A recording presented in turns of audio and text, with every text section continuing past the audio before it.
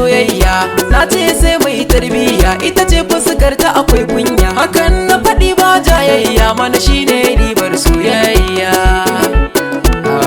sun ce ni ban waye ba wai dan ban iya tilin ba ga lokaci bai karan ba kullum zance na ta gaba haka in na faɗi su jayayya abokai na fa a kullum garza ne ba suke ta kirana wai ba na so ba a so na wannan shine take na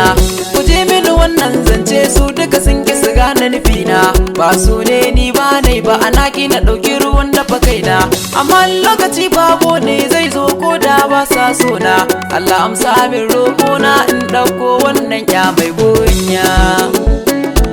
kujire kai na ga alamu wata yarinya ta gamu ta ce mini duk ta damu ka ta fes kuma daidai kamu dan na ji ta a rai mi tarayya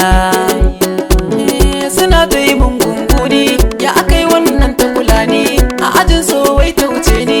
suna ta yi min na bayani na ce kun tara mini alkariya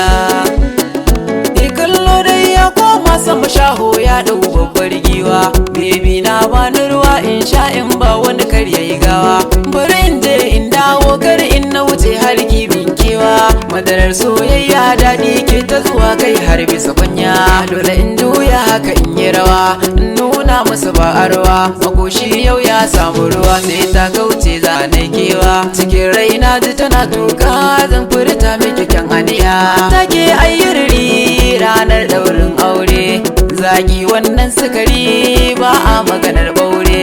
dole in ce na ci gari kunnan mai saurare kumin ni iso mai kyawu kada ku yi min bore na gode na bike yin zarriya daga kacici ake tsere mai yin gasa din an da kigarwa mai jego ta san ba wasa kwariya tabu kwariya akushi da hazi zai numfasa na samu rabona za ta girki ta yi min tausa azube ta a fefe rana dai ba ta yin karya na faɗa muku ban gaji ba sai na yabu yar baba mace ba mai san ayi ba irin ta tana da wuya yasa na kira ta da kurrata ainiya farar mace gata doguwa a kalarta hancinta kalarta ilimin ta ajinta da ke na yi burin sakar soyayya